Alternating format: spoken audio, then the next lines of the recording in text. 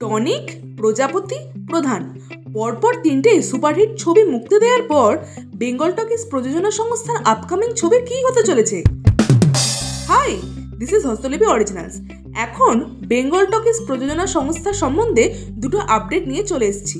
এরকমই বাংলার সমস্ত সিরিজ এবং সিনেমা সংক্রান্ত আলোচনা শুনতে এবং রিভিউ পেতে আমাদের এই চ্যানেলটা ফলো করে রাখুন। আর আমরা কিন্তু শর্টসে টলিউড এবং বলিউডের বিভিন্ন আপডেট আপলোড করছি, সেগুলোও কিন্তু দেখতে মিস করবেন না। তাহলে চলুন ভিডিওটা শুরু করছি।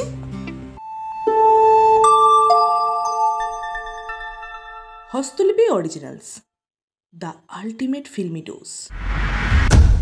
অতনু রায়চৌধুরী অর্থাৎ বেঙ্গল টকিজ প্রযোজনা সংস্থার কর্ণধার চাইছেন দেবের পাশাপাশি প্রসেনজিৎ চট্টোপাধ্যায়ের সাথে ছবি করতে।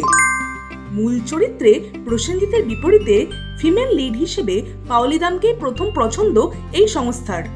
ছবির স্ক্রিপ্ট লিখছেন লীনা গঙ্গোপাধ্যায় এবং ছবির ডিরেক্টর অভিজিৎ সেনই যে হবে সে সম্বন্ধে কিছু জানা যায়নি, তবে ছবির শুটিং শুরু হতে পারে ডিসেম্বর থেকে, এমনটাই জানা যাচ্ছে। প্রথম আপডেটটা গুড নিউজ হলেও দ্বিতীয় আপডেটটা কিন্তু ব্যাড নিউজ দেব ফ্যানদের জন্য।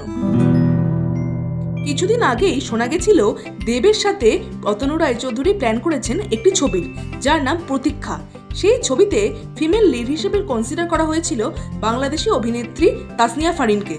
তবে সবচেয়ে দুঃখের বিষয় হলো এই ছবি থেকে তাসনিয়া ফারিন সরে দাঁড়িয়েছেন, কারণ ভিসা জটিলতার জন্য তিনি ইন্ডিয়াতে আসতে পারছেন না। বর্তমানের পরিস্থিতিতে ভারত বাংলাদেশিদের জন্য ভিসা দিচ্ছে না, তাই এই সিদ্ধান্ত। এমনটাই অভিনেত্রী তার টুইটার হ্যান্ডেলে জানিয়েছেন।